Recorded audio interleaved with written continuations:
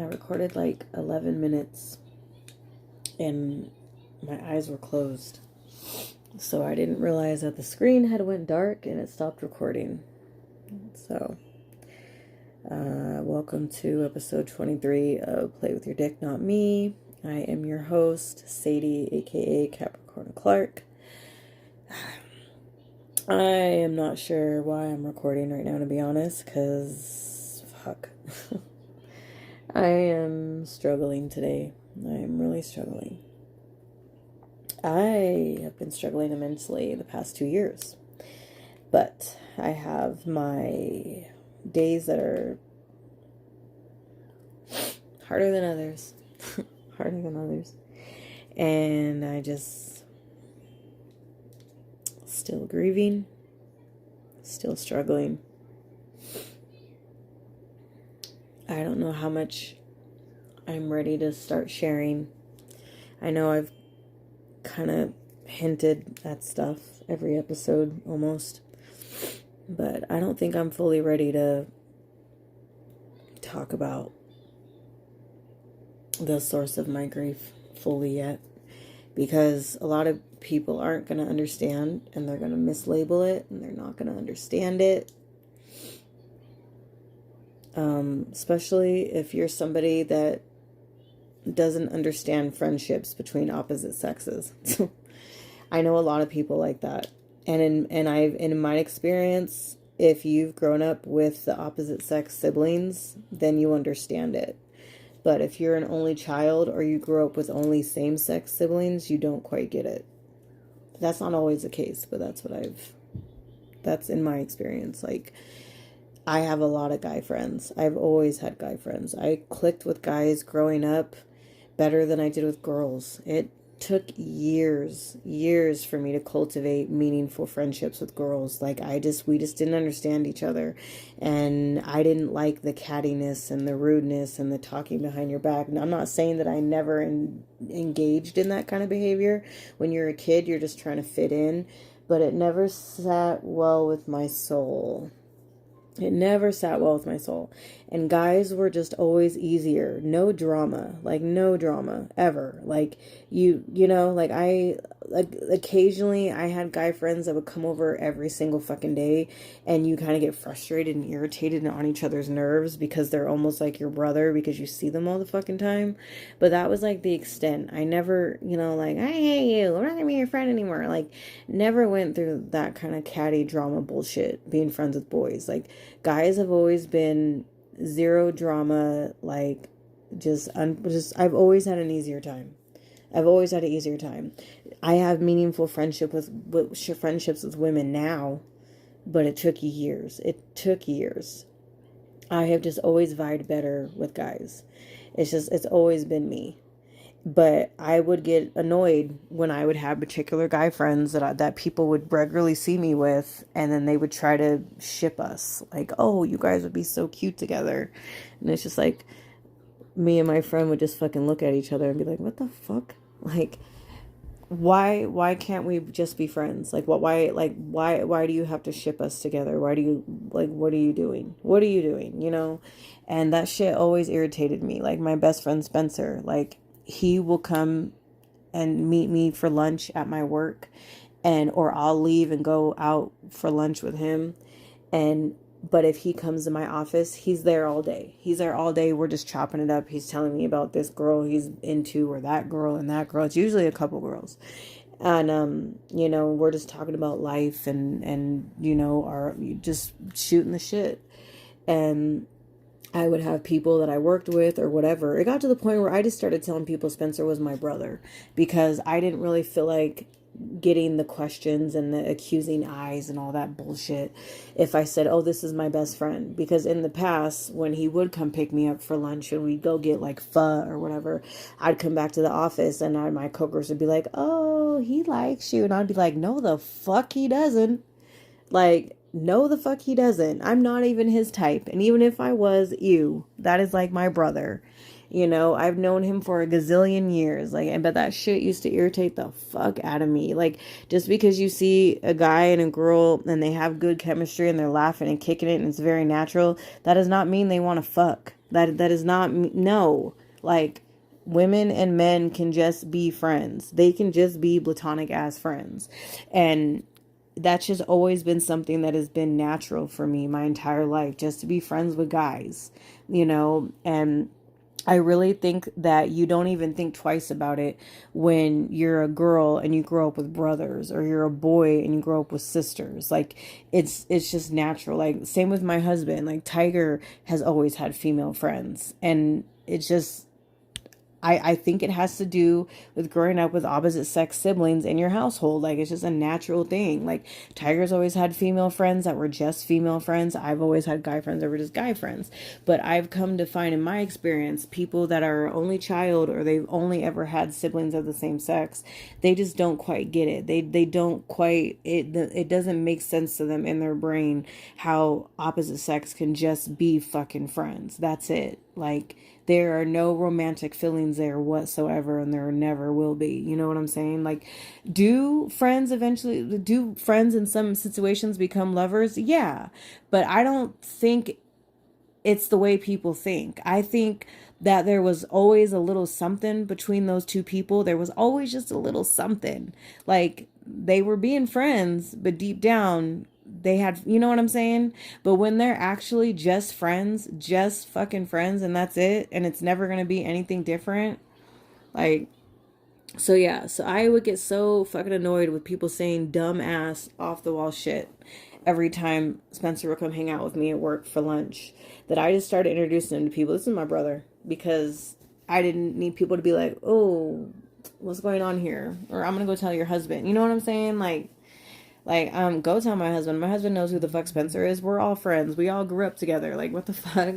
Tiger has known Spencer longer than me, and it's the same thing. Like, anytime Spencer has dated a female, he introduces them to me, and they get to know me very well. Like, this is his best friend. Like, and I'm not even his only female friend.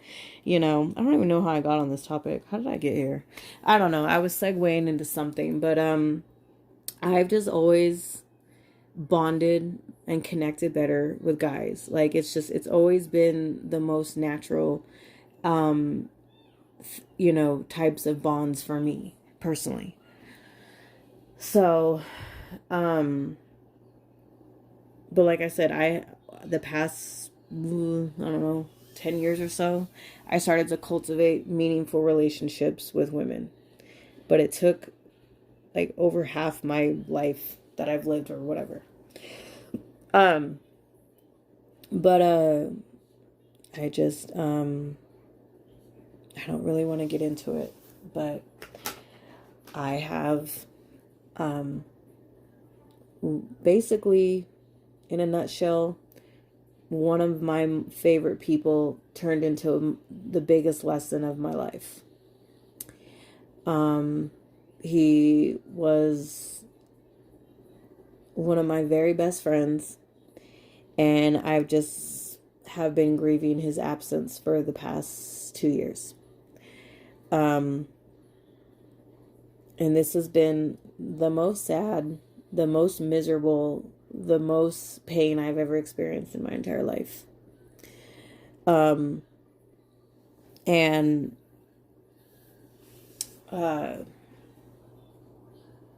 it's just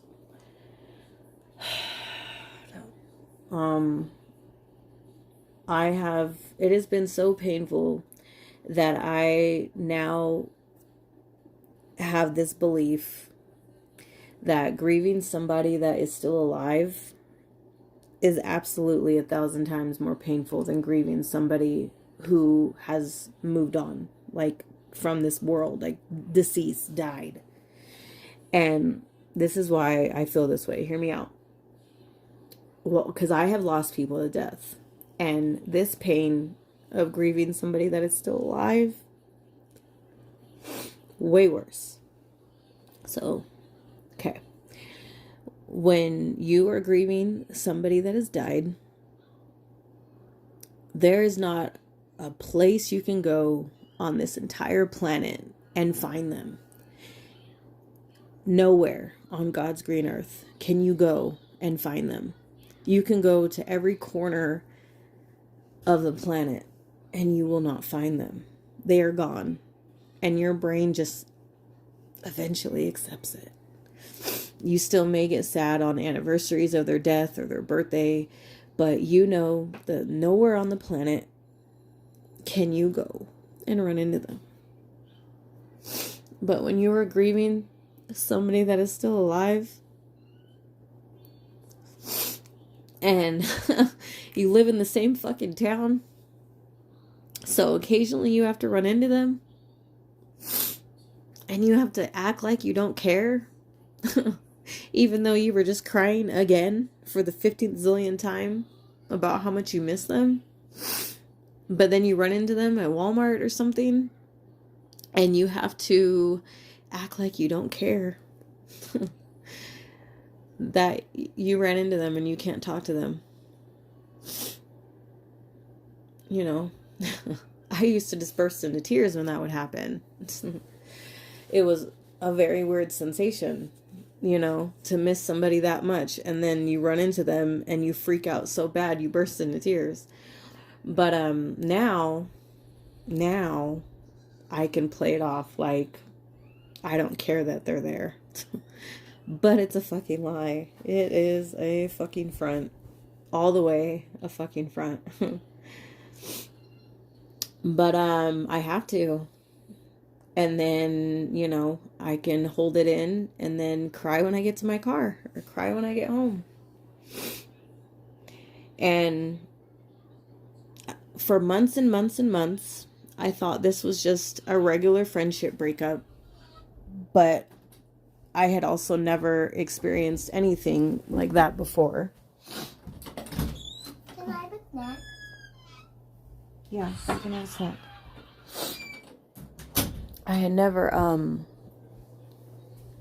because even that was baffling to me, because I've never mourned the loss of a friendship ending. I've had lots of people walk out of my life. I'm the poster child for abandonment. I have had lots of people walk out of my life. I've had friendships abruptly end. I have had, I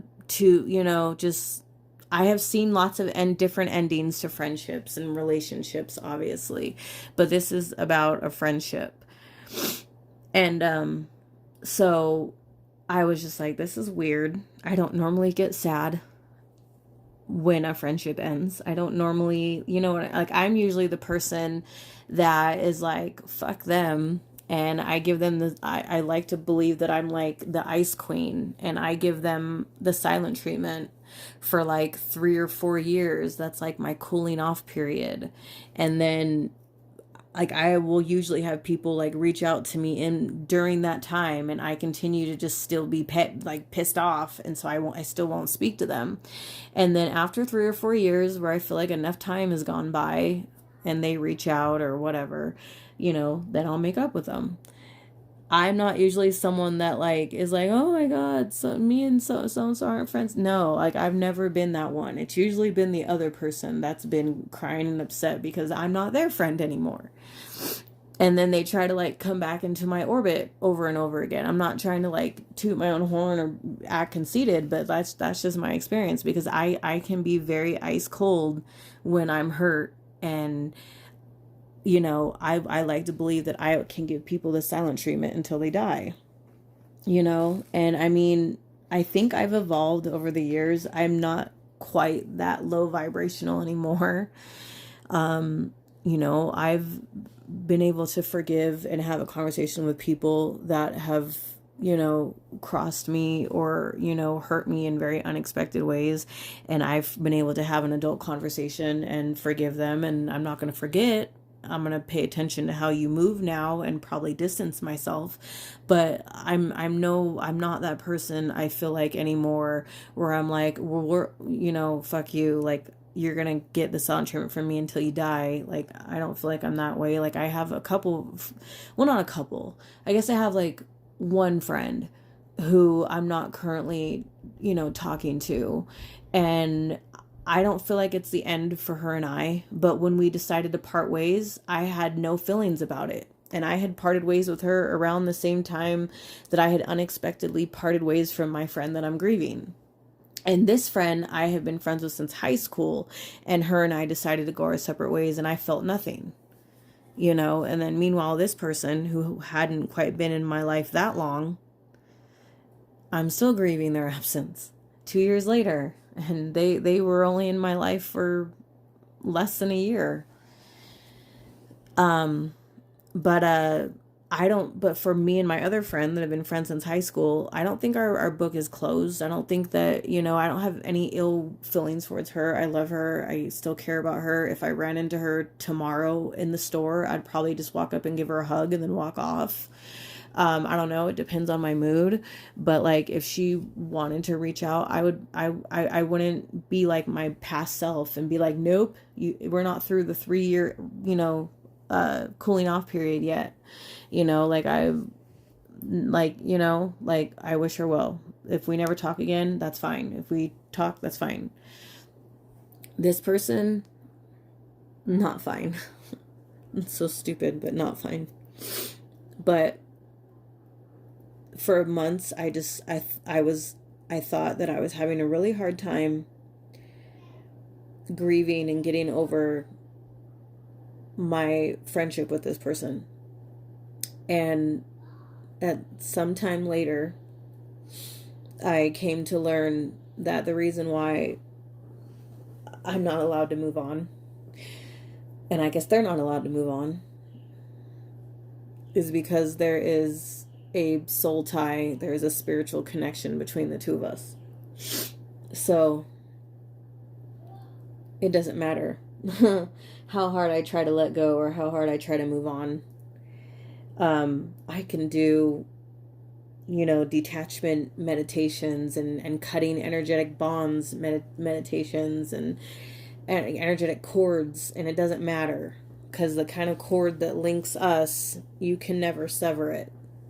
I can cut energy that doesn't belong to me, but that's about it. I was not a spiritual person at all before this person came into my life. And that's kind of part of the journey, is once you learn that you're on it, you start to naturally gravitate towards spirituality. You start to go inward and start working on healing your wounds, your inner child wounds. Like they kind of push you to do that. You kind of push each other to do it. And that usually happens after you separate. I'm not going to go deep into it. There's Google. But this particular bond is called twin flame or twin soul. And you connect with this person very strongly and they feel like home. Like essentially they are you, you are them. I met my soul in another vessel, and it turned my life completely upside down. And that's the point. You gravitate towards each other in every lifetime.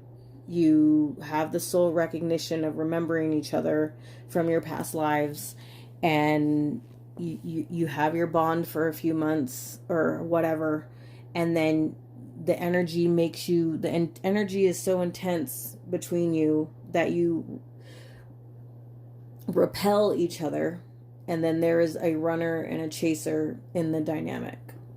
So he's not currently speaking to me. He has me blocked on everything.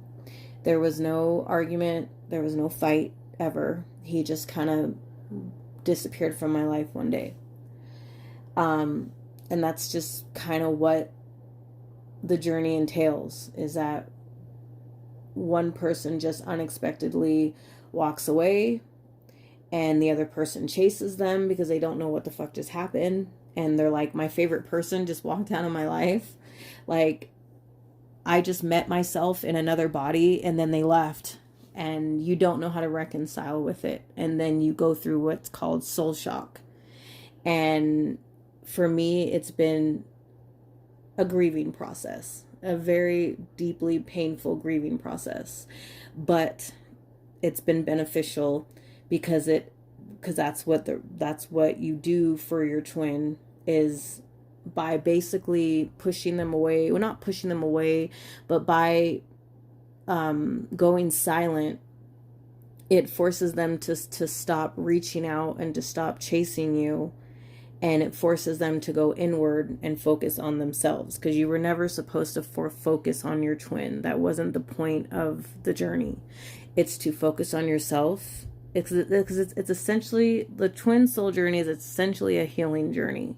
You're supposed to be raising the frequency of the planet, and you're supposed to be going inward and healing yourself, healing your wounds, healing your inner child wounds, healing your generational wounds, all down. Like, you're just chosen to heal the wounds of your entire lineage.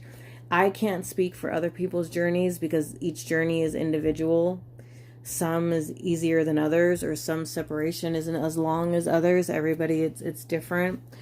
I do have a couple friends in my real actual life who have also met theirs, and so they're usually the only people that I talk to about it, if I do talk about it, because they're the only ones that would understand and get it. Because if you haven't met yourself in another body, if you haven't met your soul in another vessel in this lifetime, this is going to go over your head and you're not going to get it. People mislabel it, they misunderstand it.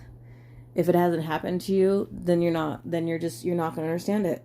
You're not going to understand it. And there are people that it hasn't happened to, but they're spiritual, so they understand, and they've heard of it, or they're familiar with it, or they've researched it. But really, I just keep it to myself. I don't really talk to anyone about it. Other than, my other friends that have met theirs and have gone through all the similar or same things that I have. Or, of course, there are thousands of twin flame, twin soul forums you can get on. And then I have my friend in Australia who I connected with, who is on her journey is very similar to mine. But I was not a spiritual person before this at all. I didn't know what chakras were. I didn't know what angel numbers were. I didn't know what any of that shit was. But you naturally gravitate to spirituality, as well as having your own spiritual awakening. And, for me, I was then being visited by different stages of my inner child. And they were coming to me crying and asking me all these questions. Like, why did our dad do this? Why did he say this? Why did he treat us that way? Why weren't we worthy of love? And I had to sit with all the different stages of my inner child and cry with them and hold them and reaffirm that they mattered and that they're loved. And it's been an intense, accelerated healing journey for me for the past 2 years. And I thank this person for this journey. But at the end of the day, the fact still remains. Remove the soul tie, remove the spiritual tie to this person out of it, because for several months I didn't even know what that was, what this was. I was just missing the ever-living shit out of my best friend. At the end of the day, and I say this to my therapist all the time, at the end of the day, remove the soul tie, remove the spiritual tie to this person. The fact still remains is that I just miss my fucking friend. I just miss my friend. And I would give anything to have a conversation with him and know that he's doing okay. And then he doesn't have to talk to me ever again if he doesn't want to. But weird spiritual shit started happening when he gravitated into my life that I didn't understand and I couldn't process because I didn't know shit about spirituality. And one thing that I picked up on very early on is that he could feel my emotions and he could feel my energy and the shifts in my energy. And he didn't even have to be around me. He could be somewhere else and just know there was something wrong with me and would call me. Or I would just walk by him and then he would text me and be like, "What's the matter?" And it blew. I didn't understand it for a long time. I'm like, how the hell does he know when I'm sad or something? And he's not even around me. And then as some time went on later, I was also being able to pick up on his energy and his shifts. And I didn't even have to be around him either. And I could just be like, "Your energy is so loud. What is the matter?" And so that was one of the first few signs. The other one was feeling like I had known him forever. Like every multiverse, every lifetime, I never didn't know him. I've always known him. Every multiverse, every lifetime, I've never not known him.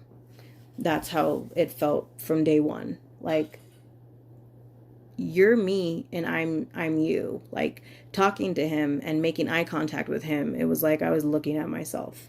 I was talking to myself. It was the most craziest experience I'd ever had in my life, and I didn't know how to process or name it. I didn't know what was happening. But either way, like, I still just miss the ever living shit out of my friend, and I'm still deeply grieving. And it's gotten to the point where I don't like talking to my friends about it anymore, because I feel like I'm just a burden at this point. Like, you're not over this, you haven't moved on yet. You know, the only person that really still gives me space and grace to vent and release my grief of just how much I miss my friend is my awesome, amazing husband. Even though he doesn't fully understand it, he still continues to give me a safe space, because he knows at the end of the day that I just miss my friend. And my husband knows my heart. He knows that I love to love people. He knows that I love to make connections. He knows that I love to take care of people and be connected to people. And I've talked about this in past episodes, where he is very much the protector of my heart. And he tries to warn me about people, because I kind of just run out the door and want to love the world. And then, you know, I come back and tell him or introduce him to these people, and he's like, you need to be careful, or I don't really trust that person, or that person's using you, or that person's going to hurt you. And I always would just get mad at him, like, you don't know. Like, I know these people, you don't know them. And time again, he ended up being right. And he never made me feel foolish about it. He was never like, ha ha, told you. He always just opened his arms to me and let me run into them and cry time and time again, because I had put all my love and care and trust and wanting to take care of everybody. And he would try to warn me, you know, and so he just knows. And then he heals my heart, and then I run out the door again to go love more people, to go throw my heart at more people. And I think I chalk it up to the fact that I don't have an extended family, because I made that choice to go no contact for my peace of mind, for my mental health. And I wouldn't say I lost, it's their loss, not mine, but I removed myself from a large family network. A very large family network. And so that was a lot of seats to fill. And so this person, my twin, my best friend, came into my life around the time when I was trying to refill seats, because I had, even though I went no contact for my peace, for my mental health, for my kids, for myself, for my husband, not even for them, it was for myself. But I was also protecting them. I still had a giant void of all these people that I removed from my life. And I was like, you know what? I'm just going to have a chosen family. I'm just going to create my own chosen family.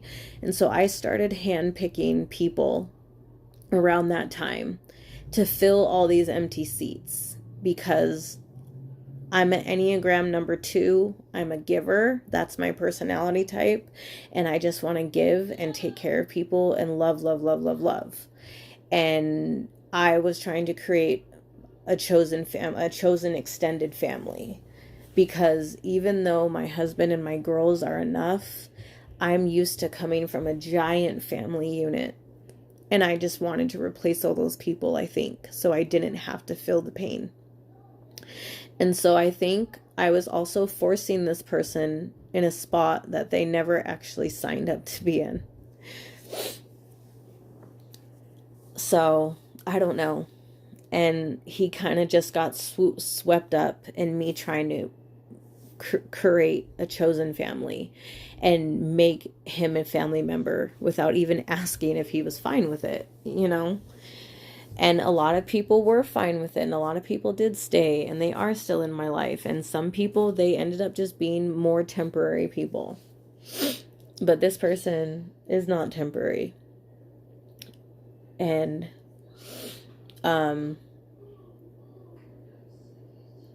I've tried.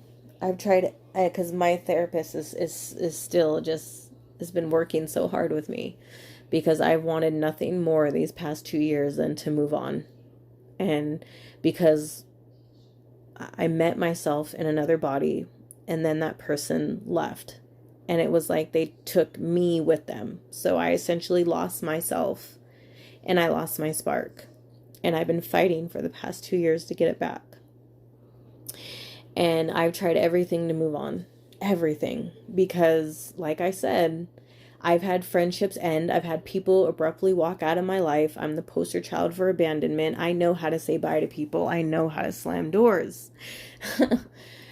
And I tried. And it was like the more I tried, to me, it felt like the universe was punishing me. Like, no. You don't get to forget this person. This is a spiritual connection, and you can never sever it. You can never forget it. And so the kind of things that would happen and still happen to this day is synchronizations will constantly bombard my life. Things that are in common with me and this person. Places, things we've talked about, places we went, just something in common that is in relation to the two of us. I will see his name everywhere. I will hear it everywhere. I will see it everywhere. Significant numbers, significant angel numbers that are in relation to our connection, I'll see them everywhere, whether it's his birthday or 11/11 or 111. It'll show up everywhere. And again, these were things that I wasn't aware of. I didn't know what angel numbers were or any of this stuff. But as I started to try my hardest to forget, and then it felt like the universe kept knocking me down, I was Googling, trying to figure out what's wrong with me. Why am I, still grieving this person? Why can't I move on? And the answer just revealed itself to me one day. And I was like, okay, this is what I've been going. This is exactly what I've been going through. Other ways the universe will keep me from moving on is they'll show up in all my dreams. They don't even have to be the main focus of the dream, but they will be in the background of every single dream. I could be having a dream that I'm being chased by monsters, and they're hanging out in the background. I could have a nice, pleasant dream about mermaids or something, and they're hanging in the background of every single dream. Every single dream. They're in my head 24/7. It's like a hum that sits in the back of my mind. The most I've been able to go is maybe 12 hours without them not being at the forefront of my thoughts, because I'm busy at work or something. I can't go 24 hours without a break. It literally feels like they are haunting me. That's what it feels like. And I can't escape them.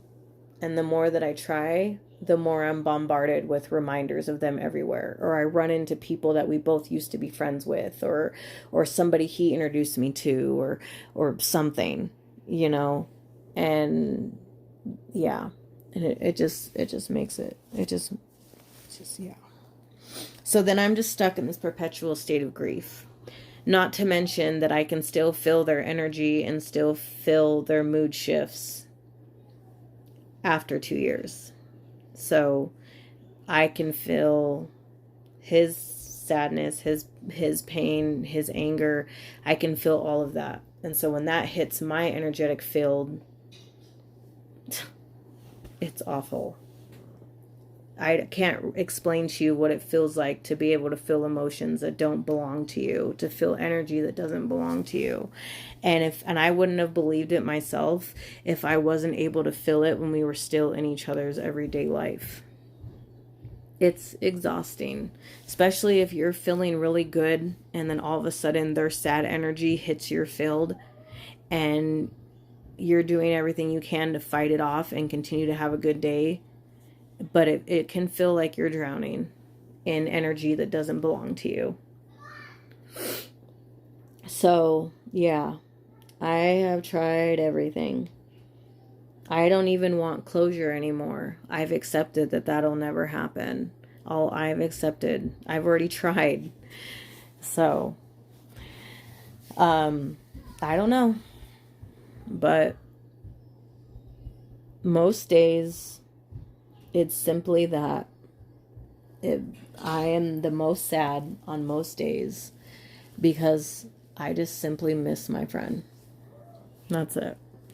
So, and then it doesn't help when I'm affected by Mercury retrogrades or Saturn retrogrades, all things that I didn't know before, and then those make it that much worse. But yeah, so, but like I said, there are benefits to meeting your soul twin, because it forces you to heal, and it forces you to raise your own vibrations and focus on yourself and work on yourself and heal your own wounds and all that stuff, because you're essentially a mirror for each other. You're essentially a mirror, and that's why you start to repel one another, and you just run away from the other one, because you're holding up a mirror and showing them all their wounds and stuff that they need to heal. And if they're not ready to heal, that shit scares the living fuck out of them and triggers the fuck out of them, so they run. And then the other twin doesn't know why their twin is suddenly running, and so then they chase them, which is then makes the twin run even farther. And so the point of the journey is to go inward and focus on yourself and heal yourself and heal your own wounds, and then your twin will mirror that healing. So yeah. But I explained more than I even wanted to, because this is a very, very sore topic for me. And like I said, if you're not spiritual, or this has never happened to you, if you have not met your soul twin in this lifetime, this is going to go over your head and you're not going to understand it. So I keep this very close to the chest. I don't like talking about it, but some days are just harder than others. And I'm trying to do this thing called healing out loud, because suffering in silence for the last 2 years had me near pretty much put a gun to my head. So, yeah, I said, you know what, let's give healing out loud a try. So either what I have to say will resonate, or it won't, or it'll go over your head, or you won't understand it at all, mislabel it, whatever. I don't care. I know what journey I'm on. So I don't need validation from anybody, you know. This journey does make you feel like you're losing your fucking mind. It does. But at some point you do start to accept it. But there are still days where you do still feel like you're losing your fucking mind. That's a common thing in this kind of journey as well. And spiritual awakenings will do that to you also. Make you feel like you're losing your fucking mind. So, but this is just one of my harder days where I'm just grieving very heavy, and I just miss him very much. And it sucked having to walk by him in Walmart last week and act like it wasn't killing me. So, and when I have those kind of interactions, I'm usually very fucked up for the next 3 days and just do nothing but cry. And then I can feel his sad emotions as well. And then I'm also crying for him. So that's another thing that I have learned, that I am the conduit between our two energies. He releases and I release, and then I have to release for the both of us. Or he internalizes his pain, transfers it to me, and then I release it for both of us. So that's fun. So that's why I cry all the fucking time when I'm not actually a crier. But because I'm releasing for the both of us, I cry all the fucking time. All the fucking time. Pretty much every day. Pretty much every day. So, but, yeah, I don't know. But, I don't know. I just miss my friend. Maybe one day we'll have a conversation. Maybe we won't, but fact remains, one of my most favorite people turned into one of my most biggest life-changing, turning my motherfucking life upside down lessons. So important but painful. Because healing, especially when you're being dragged by your hair to heal at an accelerated rate, is very fucking painful. I was already trying to heal, but I was going at my pace. And then he gravitated towards me, and the universe was like, nah, you're going to heal really super fucking fast. Because this is necessary for your mission on this planet. Is you're going to heal your shit really fucking fast so you can get to whatever you're supposed to be doing on this planet. Which I'm not quite sure. You're supposed to raise the vibration of the planet with your twin. But that only comes after they've also done their healing. So, and some twins don't even reach that point in that lifetime. They may have to wait the next lifetime. So, but either way, they aren't the focus. Yourself is the focus, and reaching inner union with your highest self and healing and raising your frequency and becoming more aligned with your purpose and the universe. And then, you know, things in the news and all that stuff becomes very just, you're unplugged from the matrix, and you know that all this stuff is temporary, and all the things that people are arguing and screaming about and yelling about and being divisive about, it's all temporary. It's all a simulation. And you just learn to relinquish control and not give a shit about all the stuff that people are whining about. Not that those things aren't important, but you are just not putting all your energy into that stuff anymore. You're being having more discernment about where your energy is going. And it's not going to go to arguing with fucking other people on the internet, you know, and you're connecting with the earth and the planet. Like, I used to be a person where if there was a spider, I would kill it. Like, gross. I don't do that anymore. I cry if I accidentally kill a spider now. All living things matter very much to me. I don't care how small or disgusting looking that they may appear.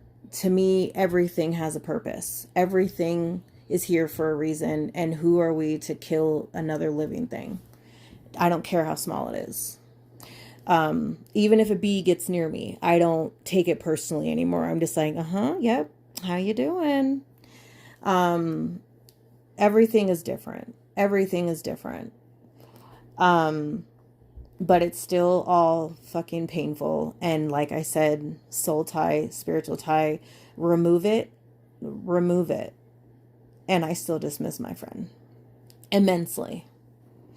But anyways, moving on. I am proud of myself for sharing this much with a bunch of people that probably don't even know what the fuck I'm talking about. But this is my podcast, so, you know, whatever. The people closest to me, the people who understand me the most, they know what I'm going through, and they understand, and they don't mislabel it, and, you know, they show up for me in the ways that I need. But most of the time, I don't even like talking about it with anybody. This is a very, very sore, painful topic. And I don't like having to over-explain myself because people don't understand. When I know that there's a whole giant collective of people that do, because they're going through the exact same thing. But I'm trying to heal out loud. I'm trying to be more transparent with expressing my pain, because I know it'll resonate with somebody, and somebody will get it. Somebody will understand. Somebody will need to hear it. So, I mean, even if it just relates to you in the fact that you have also gone through a friendship loss and you're grieving somebody that was very close to you, then it can resonate on that front, you know. But I essentially met myself, and then I lost myself. So I've been grieving that loss. So, I have my good days and I have my bad days. But this is the most pain and the most sad and the most I've cried in my entire life these past 2 years. And I've never experienced grief like this in my entire life. And I've lost my mom. I've lost my best friend, Kobe. I have friends where I don't even know where they are. I'm not even sure if they're still alive to this day because they're so lost to the world. And I basically have had to grieve them, even though I'm not sure if they're still alive or not. But to death, I've lost my mom, I've lost my best friend Kobe, I lost my friend Kendra, I've lost my grandparents. So I know what that kind of grief feels like. And this is so much more deeper and more painful. But anyways, moving on. What I wanted to talk about in this episode, I guess. I mean, I was gonna maybe do two topics in one, but I kind of already covered one. Well, not really. One was let go or get dragged. It's a mantra that I say to myself every day: let go, let go, let go, let go, let go. Not working, not working so well, but that's my fault because this type of connection, it won't let you let go, so, but you do have to get to a place of acceptance for what it is. But anyways, you know what? I don't even want to talk about letting go or getting dragged because I am unable to. So maybe in another episode, because there are some things that are best to let go of. Like I let go of the need for closure with my friendship because I knew that he was never going to give me that. So I let go of that because I didn't want to continue to be dragged for wanting closure. But whatever. I don't know. We'll go in depth in another episode on letting go and or get dragged, because there's lots of things that it could be: letting go of a job, letting go of a friendship, letting go of a relationship, letting go of a loss of a family member. I wouldn't say that, but I don't know, like letting go of a dream or aspiration or something. There's lots of things that people grieve and are having a hard time letting go of, and if you don't let go of it, it's just going to drag you, which essentially, I guess, is how I feel. But I've tried everything to let go, and the universe won't let me. So it's a little different. It literally feels like this person is haunting me. That's the best way I know how to describe it. Is it feels like they're haunting me. I feel them everywhere, but they're nowhere. So their doppelgangers are everywhere. But as much as I try to forget, as hard as I try, I'm not allowed to. But anyways, the other topic, since we'll do something on let go, get dragged later. I'm not in like the right emotional and mental headspace to even do that right now. Was I was thinking about spouses and how we need to make it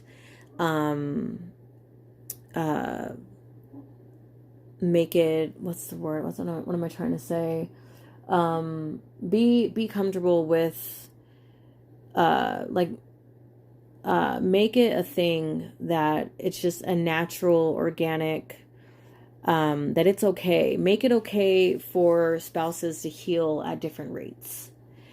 And I can speak from experience about this because when I started, way before my twin navigated towards me in this lifetime, way before that, I had started on my healing journey at my own pace.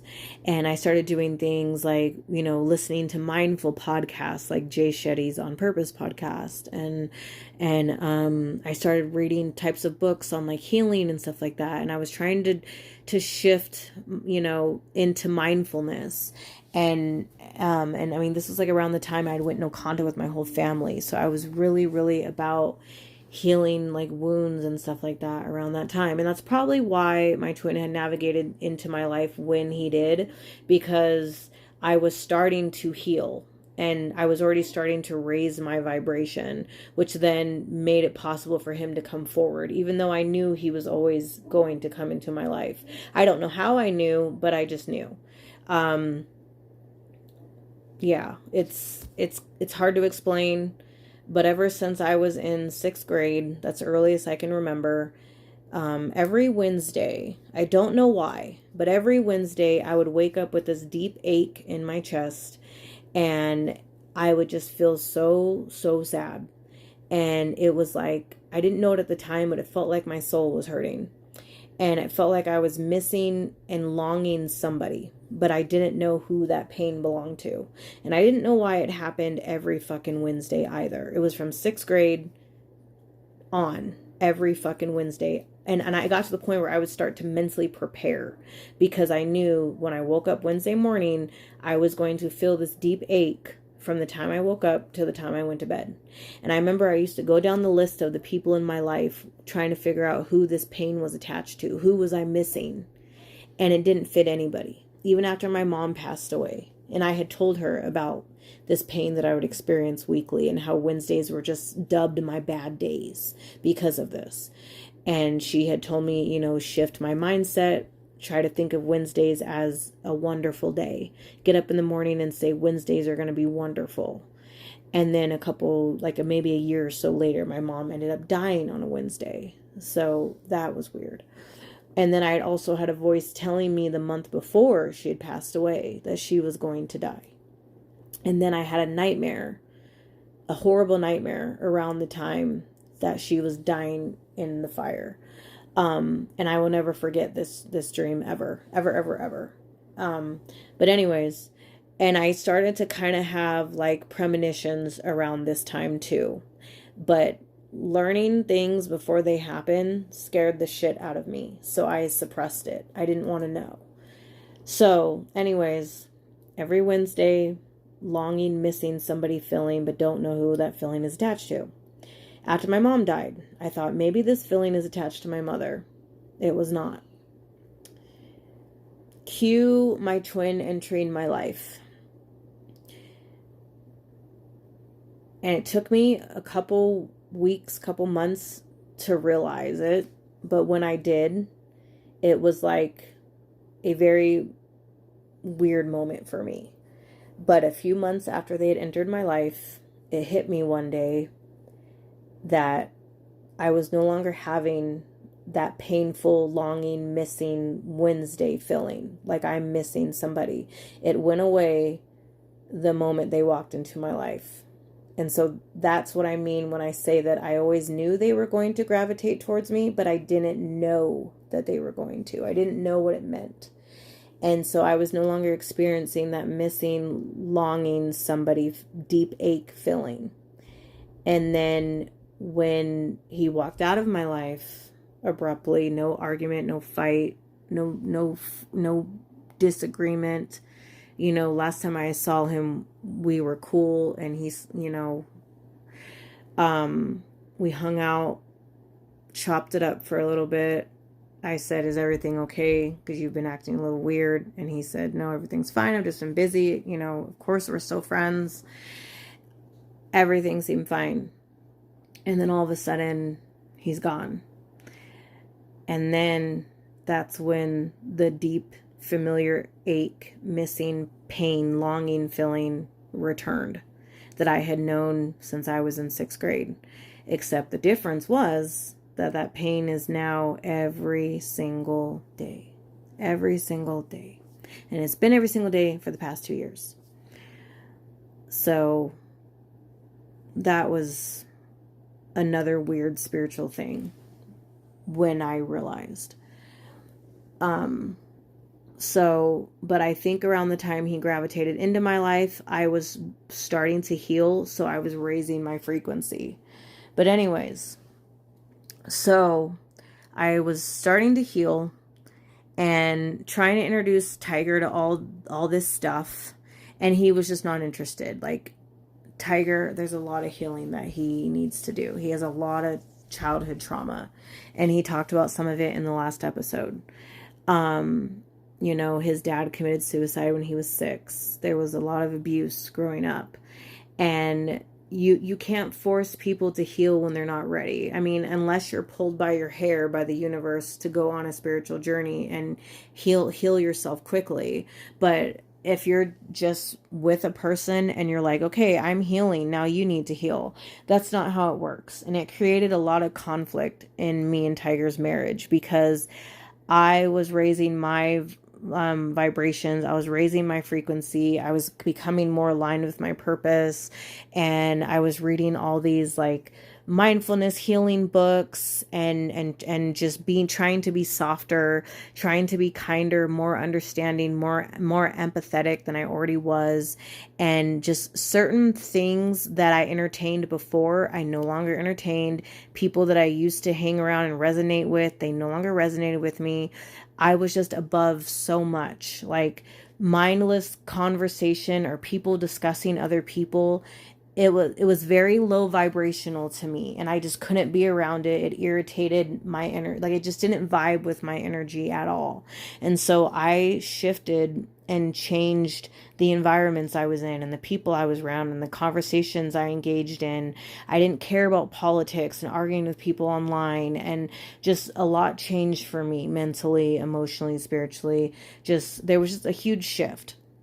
And so of course there were certain things that my husband was doing that suddenly didn't really annoy me before, but was highly irritating me now. Like, Tiger has a tendency, he's worked on it a lot. He's worked on it a lot.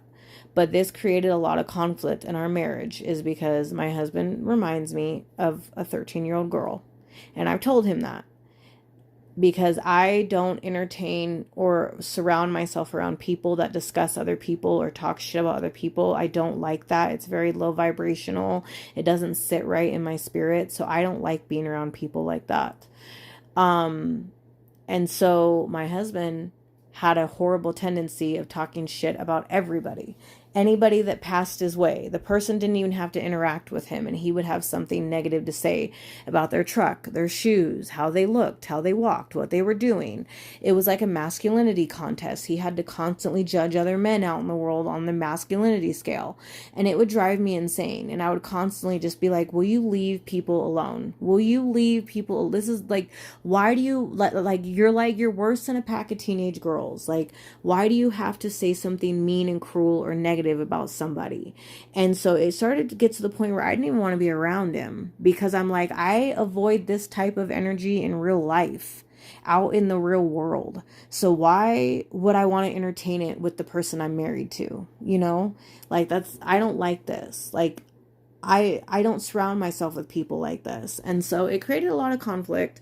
And it got to the point where Tiger started to understand, if he was going to act in this low vibrational space, I wasn't going to be around him. I wasn't going to be around him, because I'm an empath and I absorb other people's emotions. So if somebody is really sad all the time, or just sad in general, I'm going to absorb it. If somebody is angry, I'm going to absorb it. If somebody is just being very low vibrational, I'm going to absorb it. And it's going to weaken my energy and make me very exhausted. And I don't like feeling and operating from a low vibrational place. This is why this grief has been so hard on me. And I've had moments of like, I just want to end my life, because I'm not someone that is normally sad all the time. I'm not someone that normally cries all the time. But because I am releasing the emotions for two people, I cry and I am sad all the fucking time. And it to me, it feels very low vibrational. Even though it's healing and releasing is healthy, I just don't normally operate from this place. So anyways, back to Tiger. He was starting to feel very attacked with the way that I would constantly be like, stop doing that. Why do you have to do that? Why do you have to say that? Why do you have to talk shit about this person? Why do you, why?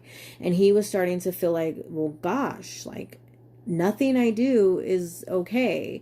And like, you're doing all this healing stuff and you're acting like you're better than me. And I'm like, no, I'm not. And I remember because Jay Shetty had talked about this in one of his episodes, that how it was not okay to force your spouse to rise in their healing journey where you are. It's not fair. And it's not fair to, make them feel like crap or belittle them or make them feel less than because they're not where you are on their healing journey. And so I recognized that I was doing that to Tiger, and I realized that I needed to apologize. I needed to not operate from that space. Like, okay, there are some things about Tiger that I don't like, specifically him talking shit about everybody on the planet. I don't like it. But overall, he is an amazing person. He's a great person. He's a great husband. He's a great dad. Like, focus on those things and don't hyper focus on that stuff. But he did still work on it because it ruined a lot of dates for us, and it ruined a lot of one-on-one time for us when he was so focused on projecting onto the world. And it was like, can you just be in the moment with me? Can you just enjoy our date? Why must you project on the person that just walked by? You know? And these are things that I believe he's starting to unpack in therapy, so I'm proud of him. But he's also worked on just not doing that around me, not feeling the need to open his mouth and talk shit about everybody around me and project 24/7 onto the world, because he knows that it ruins a good time that we're having, and it just makes me not want to be around him. But I am proud of him, though, because he has come a long way. And him and I, a few years ago, did start reading What Happened to You by Oprah. And I can't remember the doctor's name, but it was an amazing, profound book. And I think that was like the opening of the door for Tiger to want to maybe realize that he needed to start working on his healing journey. But you can't rush people, and you can't force people, and you can't push people to heal. You need to let them go at their own pace, because healing is extremely fucking painful. And then when you're being forced to accelerate heal, it's just as just even if, in my experience, more fucking painful. Because before, I would touch on a wound and be like, ooh, that hurts. I'm going to put that down and come back to that later. I'm going to work on a different area of my healing. And then I would either revisit that other wound later on, or I wouldn't. But then the accelerated spiritual and healing journey I was put on was like, I don't give a fuck if that hurts. You're going to feel it, you know? But and so it's important that if you do have a spouse that is starting to go on their own healing journey and work on their wounds and inner child stuff, you know, that you make sure you let them know how proud of them that you are. And, you know, not, you know, let them go at their own pace, you know, because nobody is going to be able to just go through and heal all their shit in a day or a week or a month or a year, you know. And so I had to really take a step back, and it took several conversations, took several arguments between me and Tiger for him to be like, I'm really starting to feel picked on by you. I'm really starting to feel like I can't do anything right. You think you're better than me because you're healing and I'm not. And he was validated. I heard what he was saying, but to me, on my end, and I had these conversations with a couple of my friends, because they felt like their husbands were doing the same thing. We felt like we're over here trying to fix ourselves. We're recognizing in ourselves that we're unhappy in an area in our life, and we're doing what we need to do to feel better. We're joining a gym, we're joining a book club, we're going for walks, we're hiking, we're dancing, we're reading a self-help book, we're reading, you know, a mindfulness book, we're listening to a health and mindfulness podcast. We're doing all these things, you know, to better ourselves. Meanwhile, our husbands are just staying stagnant and being like, oh, I guess I'm going to feel this way forever. I guess I'm just going to be miserable. This is just how I am. And like, we were all collectively getting frustrated with this, because that's how it felt. It felt like our husbands were just very stagnant. Like, well, this is how I am. I'm not ever going to fix it. You know, because unfortunately for men, they were raised like, shut the fuck up, don't be a pussy, don't talk about your emotions, don't cry. Like, we understand that. And that's horrible that was the kind of messaging that was beaten into boys, that they weren't allowed to feel and they weren't allowed to express. And so, I mean, as women, I guess we do need to give them more grace, because they grew up with that conditioning of you don't feel, you don't cry, you don't express. And then here we are being like, express yourself, let it out, heal. And they're like, what the fuck? What do you mean? Like, what is that, you know? And so it has definitely been an uphill battle with trying to get Tiger to open up. And I am so proud of him. I was proud of him in the last episode. I just, yeah, like, he's really come a long way. He's come a long way, but like I said, I've had to take a step back and learn that I can't rush his healing. I can't expect his healing to match mine. He's getting to where he needs to get to at his pace. He still has a long way to go. I still have a long way to go, you know. But I can't like belittle him or berate him and, you know, treat him as, you know, because if you do that, the person that may be taking small steps to heal, they're going to be like, fuck this shit. Like, I'm not going to heal then. Like, I'm not going to work on this then. If you're just going to make me feel like I'm constantly doing something wrong. And so, yeah, like they're kind of essentially just gonna shut down. And so the way Jay Shetty explained it was, you don't tell your spouse to heal, you show them. You show them with you working on your own healing and focusing on your own healing. And then they'll just kind of start to naturally, organically want to work on their own healing. You know, just like, you know, seeing you feeling so much better and you know, all of that.